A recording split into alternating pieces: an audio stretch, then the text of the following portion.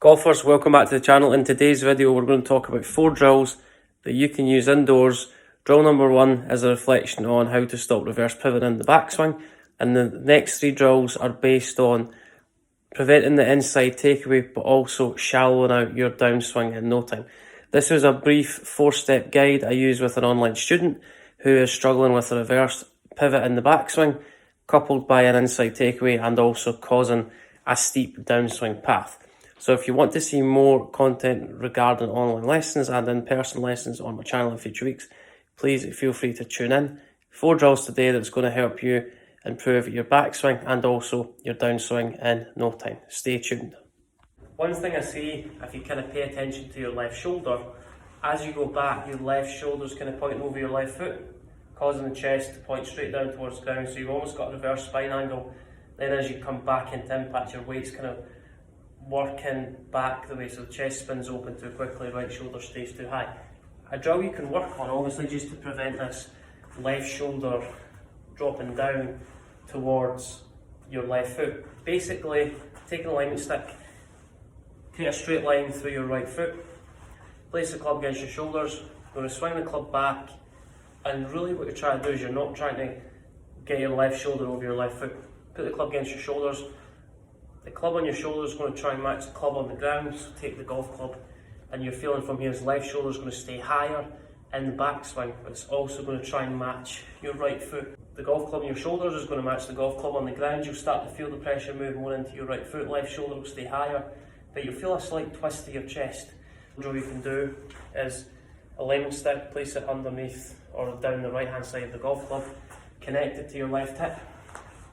Make some swings, really keep that alignment stick connected to your left hip. If you go back to your default of the club working too much around you, you'll start to see the grip end of the club work away from your left hip too abruptly. So really you're trying to keep the connection with the alignment stick on your left hip until the shaft gets parallel to your right hip.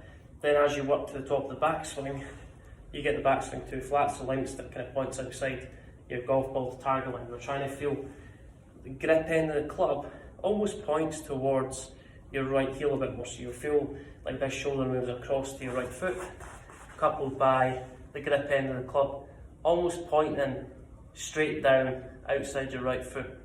So if you get the left shoulder moving a bit more towards right foot, hands get wider away from you, then as you come down, the feeling from here is you're really just letting the club drop. Get to the top of the backswing, set the club there, make sure the shaft pretty much matches your toe line, get to the top, left shoulder's kind of moving over right foot.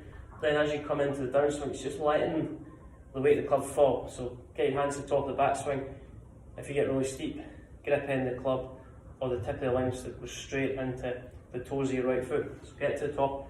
The feeling from here is right shoulder's going to work down and then the hands are just going to drop. So visualise that drill of the alignment stick just dropping. So get to the top. From here, if I spin my chest too quickly, the alignment stick works ahead of my right foot. So swing to the top, let the hands fall. From there, you see 2 things. Shoulders are more closed, left arm stays more connected to my chest, but then the hands are just going to track straight down in connection with my right shoulder. Up the backswing, hands are just going to drop, so it's almost this feeling. Right shoulder to point over right foot, top. Hands are just going to drop down, so it's that feeling of the right shoulder working down. The right arm starting to straighten, coming down, shoulder down, right arm feel like it straightens. That's going to get the hands further away from your right shoulder. So get to the top, let the club fall. Rehearse your impact position, shoulders feel more closed, hands straight down towards your right shoulder or straight down from your right shoulder. Then that'll feel like you're hitting more of a drawbacks as opposed to where you get too much across the golf ball. So make some swings, get to the top, don't drive the grip end of the club straight into the ground. It's almost this feeling in the hands, the grip end of the club points kind of outside your ball to target line. Swing to top, drop the hands coming in impact, and that is another drill you can use just to try and get the hands to fall down, but also try and get a little bit more external rotation in that right shoulder. Take a golf ball out of your pocket, swing to the top. If I get too steep, right palm goes down towards the ground, golf ball hits the ground in connection with right toe.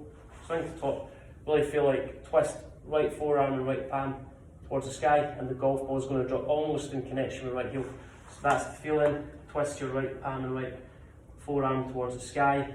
Enable this right shoulder to work down, pan right forearm facing sky, drop the golf ball quite close to your right heel.